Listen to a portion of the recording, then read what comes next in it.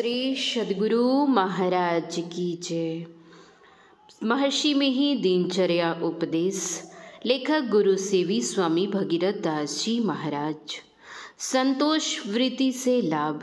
प्यारे लोगों, संत मत क्या है, इस पर थोड़ा सा कह दिया गया। आप लोग सुन चुके। जो अपने दुख से दुखी नहीं होते, औरों के दुख से दुखी होते हैं, वे संत हैं। जिनके पास सहनशीलता की सीमा नहीं है, वे संत हैं। जो थोड़े में अघा जाते हैं, जितने भर से काम हो उतनी ही संसार की वस्तु लेते हैं, विशेष नहीं लेते हैं। ऐसे जो हैं वे संत हैं। हम लोग संत कबीर साहब का नाम संत स्तुति में गाते हैं।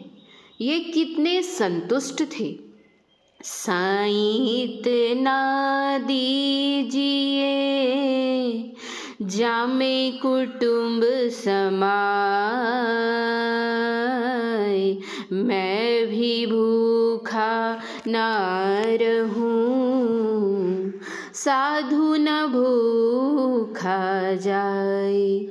ये ऐसा ही करके दिखलाते थे। पता नहीं ये किनके बालक थे। उस समय काशी के लहरतारा तालाब के किनारे ये पाए गए थे।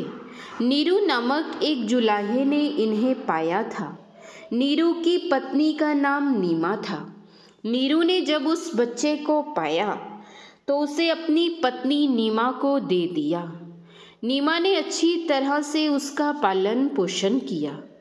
जब वह बड़ा हुआ तब सोचा कि इसका नाम क्या रखें। यह सोचकर अपने फ़कीर को बुलवाया। फ़कीर जब आए तो कबीर सबसे बड़ा नाम रख दिया। जैसे सुखदेव मुनि बचपन से ही ज्ञानवान थे, उसी तरह से ये बचपन से ही बड़े ज्ञानी थे। कबीर साहब मुसलमान के यहाँ पाले गए थे, लेकिन संस्कार था हिंदू का। अल्लाह खुदा नहीं कहकर राम राम कहते थे। अगर कोई पूछता कि अल्लाह खुदा नहीं कहकर राम राम क्यों कहते हो, तो वे कहते थे कि मेरी आदत ही ऐसी हो गई है। बचपन में पूछा जाता कि तुम्हारे गुरु कौन हैं, तो ये कहते कि किन्हीं को गुरु बना लूँगा। होते होते रामानंद स्वामी जिस घाट पर स्नान करने जाते थे, कबीर साहब उसी घाट की सीढ़ी पर जाकर लेट गए। सवेरे जब रामानंद स्वामी स्नान करने जा रहे थे तो कुछ अंधेरा रहने के कारण उनका पैर इनके शरीर पर पड़ गया। इस पर रामानंद स्वामी ने बच्चे का हाथ पकड़कर कहा, बच्चा उठ उठ, राम राम कह। इस पर कबीर साहब ने कहा, सतगुरु समझ गही मेरी बहिया, जो बालक ढूंढ मुनिया खेलन को, सो बालक हम नहिया। इतना सुनते ही रामानंद स्वामी आश्चर्य में पड़ गए। इस तरह तो इन्होंने गुरु बनाया। एक बार स्वामी रामानंद जी मंदिर के भीतर श्री रामचंद्र जी की मानसिक पूजा कर रहे थे। उन्होंने मानसिक पूजा में भगवान को मुकुट तो पहना दिया, पर माला पहनाना भूल गए।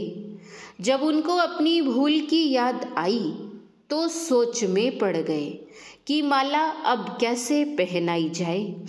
संत कबीर साहब बाहर में बैठे हुए थे।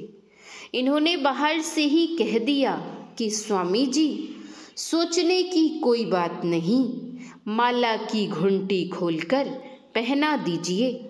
कबीर साहब संतोषी थे।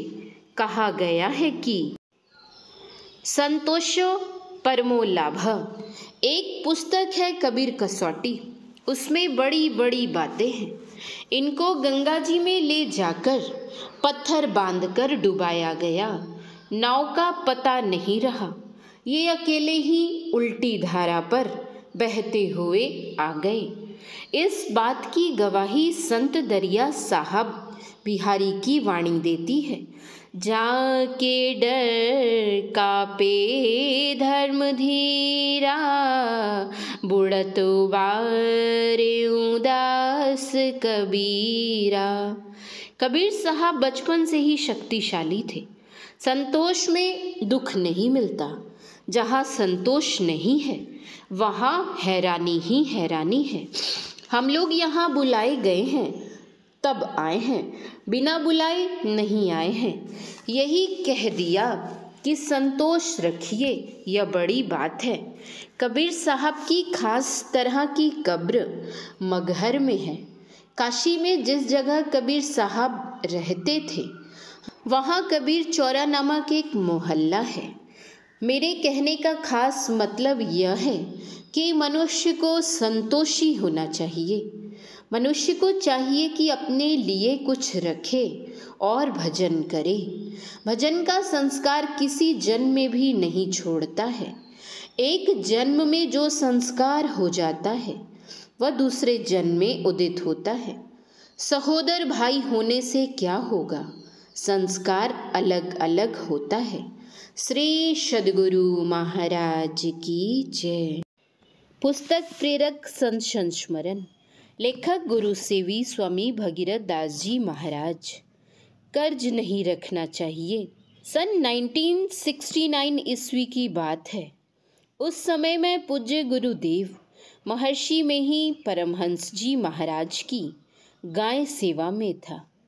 4-5 गायें और कई बच्चे थे।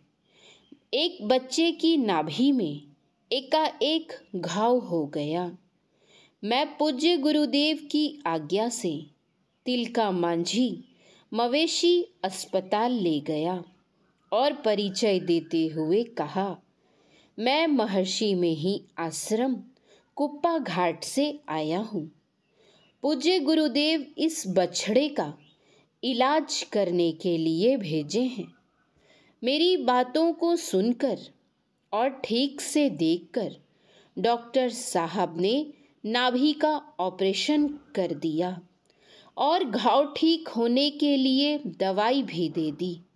इसके बाद कई बार दवाई लाई, लेकिन डॉक्टर साहब ने ना तो कभी हमसे रुपया मांगा और ना मैंने उन्हें दिया। समय बीतता गया। जब मैं गाय की सेवा से पूज्य गुरुदेव की नज़दीकी सेवा में आया तो सन 1985 ईस्वी के अंत में एक दिन संध्या के समय पूज्य गुरुदेव हमसे बोले, बेटा मेरे सिरहाने के नीचे से 500 रुपये निकालो।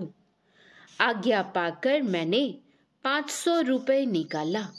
इसके बाद पूज्य गुरुदेव बोले, यह रुपया तिलका मांझी के मवेशी डॉक्टर को दे आओ। मैंने जो लाठी तुम्हें दी है उसे हाथ में ले लो। मैं आज्ञा पाकर जब पूज्य गुरुदेव को प्रणाम कर जाने लगा तो जाते समय मैंने पूज्य रामलगन बाबा से कहा, मैं तिलका मांझी जा रहा हूँ, आप गुरुदेव के पास रहिए। जैसे मैं पूज्य गुरुदेव के कमरे से बरामदे पर आया, संयोग से श्री केदार बाबा से भेंट हो गई। वे पूज्य गुरुदेव को प्रणाम करने जा रहे थे। मैंने उनसे कहा, गुरुदेव की आज्ञा हुई है तिलका मांझी जाने का, आप भी साथ चलिए। वे तिलका मांझी जाने के लिए तैयार हो गए।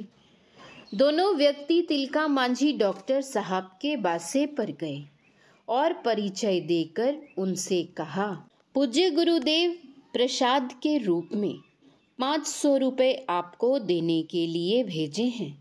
वे प्रसाद के रूप में स्वीकार कर लिए। इसमें ऐसा लगता है कि पूज्य गुरुदेव धरोहर के रूप में यह उपदेश दिए कि जिससे कुछ काम कराया जाए उसको कुछ न कुछ अवश्य दे देना चाहिए, नहीं तो उसका कर्ज रह जाता है। श्री सद्गुरु महाराज की जय। श्री सद्गुरु महाराज की जय। श्री सद्गुरु महाराज की जय।